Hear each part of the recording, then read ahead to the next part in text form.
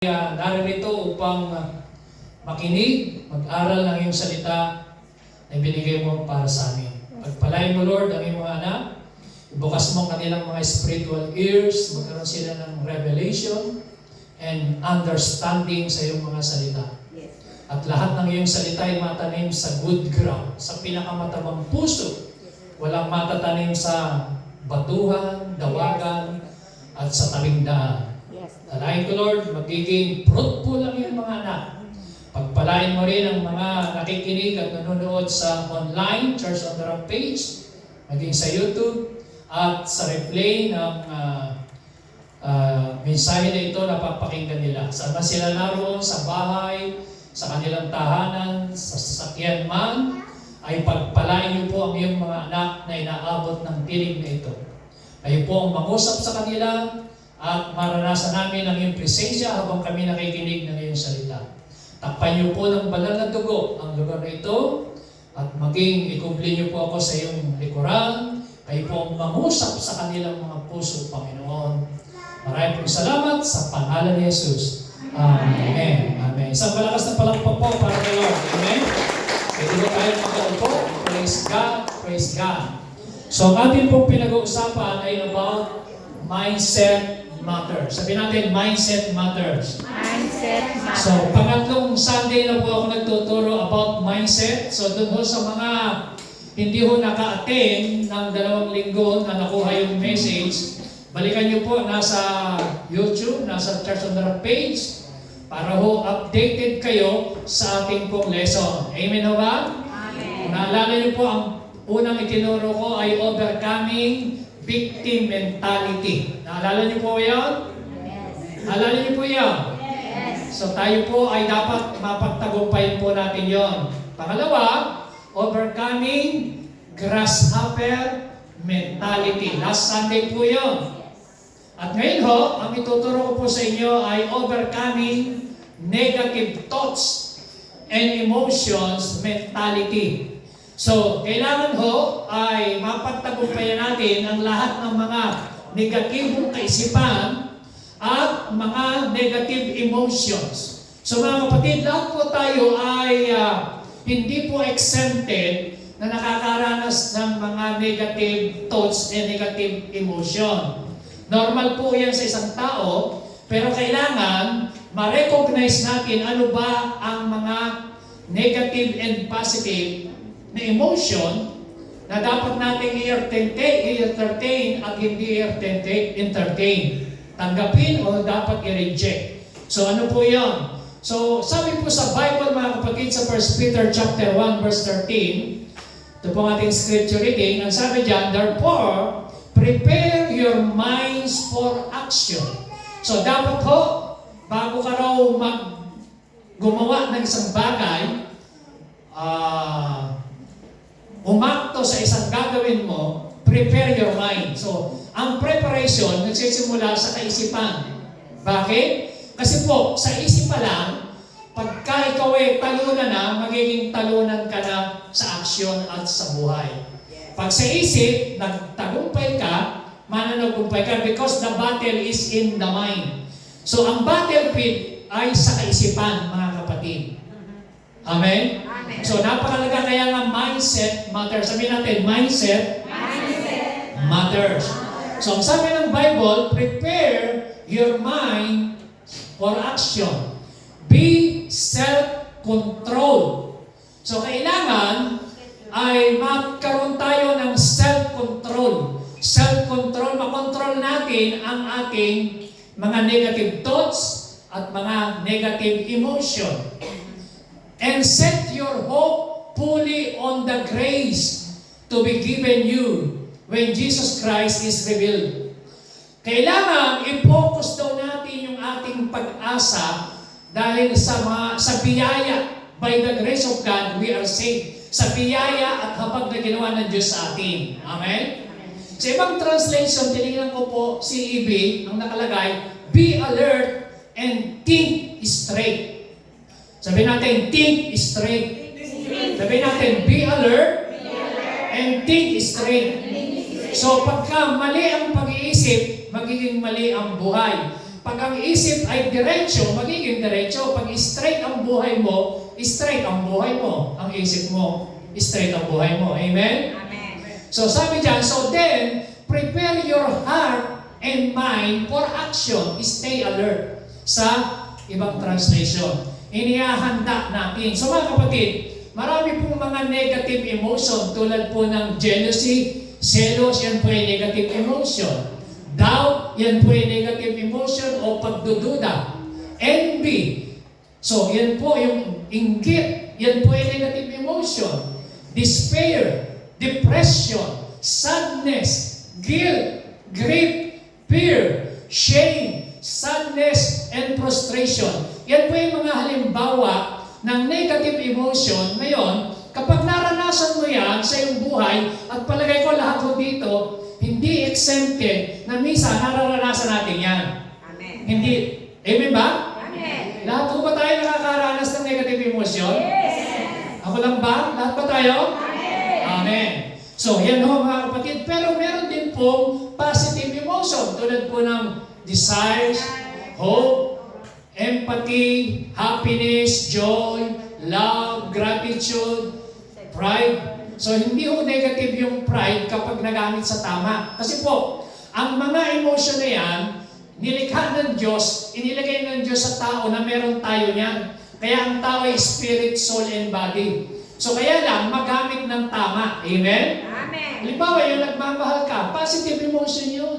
Nagmamahal ka sa asawa mo, nagmamahal ka sa kapatid, nagmamahal ka sa pamilya, nagmamahal ka sa magulang. That is positive emotion. Kaya nga sinasabi ng Bible, do everything in love. And God is love. So mga kapatid, that is the example of positive emotion. Hope, yung mayroon kang pag-asa. Pag ang tao po ay hopeless, wala na. Ang pag-asa ang nawala sa buhay ng tao, parang pinatay mo na siya at nawala na siya ng buhay. So kaya ho, yan ho ay positive yung emotion na yan. So mga kapatid, gusto ko po kayong bigyan ng tatlong example sa Bible, tatlong klase ng tao na pag-uusapan natin at kukuha po tayo rito ng lesson kung paano nila napagtagumpayan ang kanilang mga negative emotion. Amen? Amen ho ba? Amen. Amen ho ba? Okay, number 1, pag-usapan po natin si Jacob. So si Jacob from cheater to prince. Si Jacob ho mga kapatid ay alam po natin ang kanyang buhay na siya po ay isang deceiver yan, madaya, cheater siya. So paano siya naging cheater? Number 1, yung kanyang kapatid, alam natin na may kapatid siya, di ba? Si Esau, kambal po sila. Ngayon, ang unang ipinanganak si Esau, si Jacob ho ang pangalawa. So si Jacob, una, kinuha niya, bago mamatay yung kanyang parents, inagaw niya yung blessing na dapat sa kay Esau. So, yun ang una niyang inagaw. Yung blessing, yung basbas. Kasi po, sa kanila, napaka-importante kapag ka namamatay na, bago mamatay yung magulang, nagbibigay, nagsasalita ng blessing yung magulang sa anak. Pero ang unang merong rights, yung panganay. Kaya lang, itong si Jacob, cheater, naisahan niya si Esau. Sabi sa kanya, nung yung kanyang nanay, paborito si Jacob, yun naman tatay niya, malabo na ang mata, at sabi niya, kailangan ibigay ko na yung basbas ko sa ating anak bago ko mamatay. O dinaya niya yung kanyang tatay, bagamat kasi malabo na yung mata, itong si Esau ay mabalahibo, nagsuot ho siya, nagpatay ho si Jacob ng balahibo ng hayop at inilagay niya para pagka ho sinalak ni Isaac, yung kanyang anak, mukhang balbon siya, parang si Esau. So nadaya niya yung tatay, binigay sa kanya yung blessing. So kaya nakuha niya. So siya po ay cheater. So yan ho ang dahilan. Pangalawa, yung kanyang pagkapanganay, yung birthright. Ipinagpalit ho ni Esau dahil sa kanyang gutom doon sa isang mangkok na beans. Okay. So, iyan ho ang reason na itong si Jacob, mga kapatid, ay 14 years. Imagine, ha? 14 years na nagtago. Naghiwalay silang magkapatid kasi galit na galit sa kanya nagalit sa kanya si Esau. Gusto siyang patayin. 14 years silang naglayo, naghiwalay. So ngayon, basahin po natin yan ang emosyon ni Jacob. Tingnan niyo po, verse 7. Yan po yung history. Sabi diyan, then Jacob was greatly afraid and distressed. So he divided the people who were with him and the flock and the herds and camel into 2 camps. Kasi po itong si Jacob, nabalitaan niya, itong si Esau, lulusupin siya, mayroong kasamang 400 men na mga warrior, mandarigma. Ganon ang gagawin sa kanya dahil sa galit. So itong si Jacob, greatly afraid. So nakita niyo, meron siyang emotion na sobrang takot na takot. Pangalawa, distress. Sabi natin, distress. Distress. Distress, it leads to stress. Pagka meron kang distress, it leads to stress. So meron siyang alalahanin. Kaya takot na takot siya. Dahil galit na galit sa kanya si Esau. Verse 8, sabi doon, thinking, if Esau comes to the one camp and attacks it, then the camp that is left will escape. So kaya nag-iisip siya ng paraan, hinati niya yung kanyang mga tauhan at yung kanyang mga hayupan, para pag inatake yung kabila, makaka-escape yung kabila. So, ganun po ang ginagawa ni Jacob. Pero siya po ay problemado. Alam niyo ang ginawa ni Jacob? Ito verse 11. Then, anong ginawa niya? Jacob prayed. Anong ginawa ni Jacob? Pray. So mga kapatid, makikita niyo unang lesson, si Jacob na nalangin. Amen? Amen ba? Amen. So to overcome negative emotion, to overcome negative thoughts, prayer.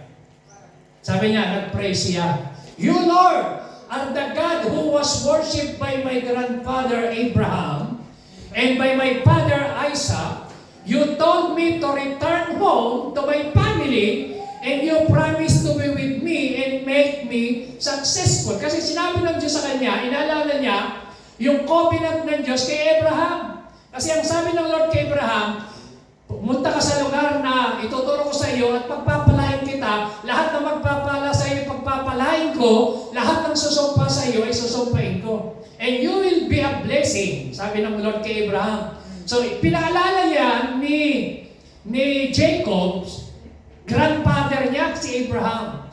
At saka sabi niya, yung kanyang tatay na si Isaac, yung pangako ng Diyos kay Abraham, natupad rin kay Isaac sa tatay niya, at ipinaalala niya yan. Sabi niya, di ba sabi niya, Lord, you told me to return home. Bumalik ako sa aking pamilya, at yung pangako mo, ikaw isa sa amin, at kami magtatagumpay. Alam niyo yung ginawa ni Jacob sa kanyang prayer. Ito prayer niya. Sabi niya, please, deliver me from the hand of my brother. Kasi nga, sobrang galit yung kanyang kapatid. Gusto siyang patayin. Imagine, ito ay family problem. Ang problema niya, sarili niyong kapatid. So kaya emotionally, itong si Jacob, disturbed. Emotionally, talagang yung pakiramdam niya, takot na takot siya. So sa panahon natin ngayon, mga kapatid, ganyan, meron siyang fear. Sabi doon, please, sabi niya, Lord, deliver me from the hand of my brother, from the hand of Esau. I-deliver mo ako, baka pag nakita ko, kasama pa naman 400 men na mga warrior. Tago siya ng tago. Pero sabi niya, I fear him. Tingnan niyo po, takot siya. Jacob, dati hindi takot. That he may come and attack me, the mothers with the children. Baka pati raw yung mga nanay ng kanyang mga anak ay atakihin. So, takot na takot po siya. Pero mga kapatid, alam niyo po kung paano na-overcome ni Jacob yung kanyang negative thoughts? 14 years, nagtago. Paano niya na-overcome yung kanyang negative emotions? Ito ho, nag-pray siya.